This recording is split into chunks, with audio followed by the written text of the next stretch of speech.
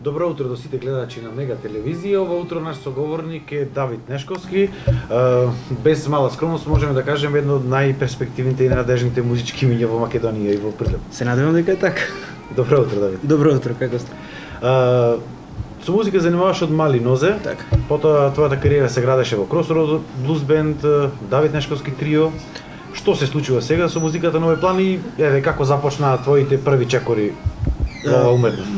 Музиката ми е цел живот, можам да кажам дека од најмала, од дете, од 8-9 годишна возраст се занимавам со ова, свирам со бенд, свирав како што кажавте со Crossroads Blues Band, мојот фамилиарен бенд, потоа си го оформив моето трио каде што свирев и снимав два авторски албуми во минатото со тоа трио.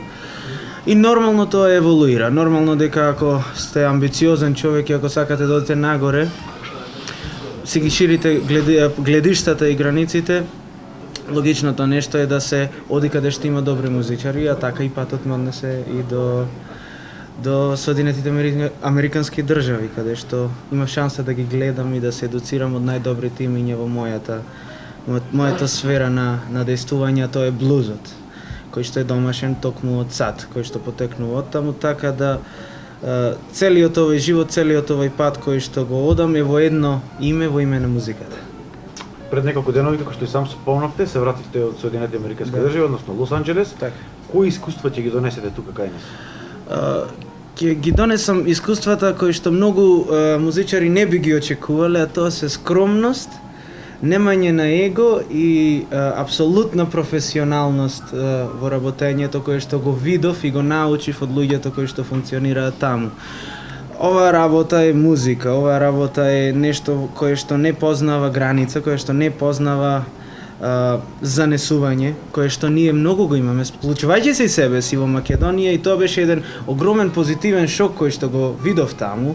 Настрана од тоа дека се апсолутно професионални музичари, светска класа со сите светски имиња кои што настапуваат, да бидат такви добри луѓе, да бидат такви добри соговорници, соработници и да ми останат пријатели до ден денес и се надевам во иднина.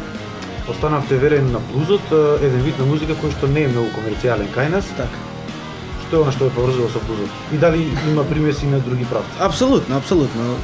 Времето е сега, времето кое што се одвива сега е време на многу стилови на музика, така да неизбежно е да се поприма и од поп, и од рок, и од фанк, и од се она што се слуша по телевизија и радија денес. Блузот како блуз, можам да речам дека дел ме наведоа во Crossroads Blues Band, пошто се свираше таков стил на музика, и дел сам си го одбрав. Порасно со Стиви Рей Вон, кој што е еден од најистакнатите представници на гитарската блуз музика, и Джими Хендрикс и Џо Бонамаса понатаму, така да овој стил е експресивен стил кој што многу мене ми одговара, затоа што јас верувам дека музиката е начин на изразување и треба да се искаже некоја емоција со тоа. А блузот е најдобриот и најискрениот начин да се направи токму тоа.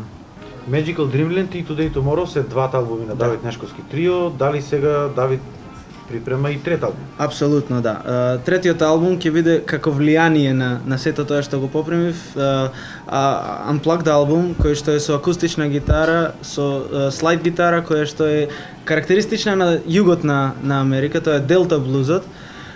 Како старите мајстори, верувам тие што познаваат аспекти од оваа музика, ги знаат Роберт Джонсон и ги знаат Muddy Waters, кои што се стари, но легендарни имиња кои што го револуционализирале начинот на кој што свириме и функционираме во било кој стил денеска. Така да работам на тоа и би требало да биде готово за некој месец-два најмногу. Една компарација помеѓу сега моментално блузот во Македонија и оној кој што постои во САД? Не можеме да споредиме така, затоа што тоа би било како дали македонско девојче свират во Њујорк.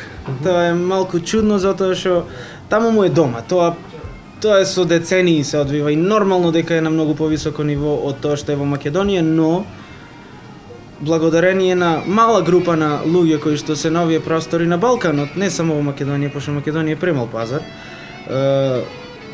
тоа живее, се надградува, блузот живее, блузот станува пософистициран и се повеќе и повеќе млади луѓе се навлекуваат или го прифаќаат блузот како нивна музика, што многу ме радува, пошто е убав, рационален и емотивен стил, што е многу битно, да бидете емотивен во музиката и да искажете тоа што го чувствувате. Планирате да останете професионален музичар до крајот на животот? Тоа е планот. Се дори може, но се надевам дури ми даде Господ шанса. Дали би се вратиле повторно во САД?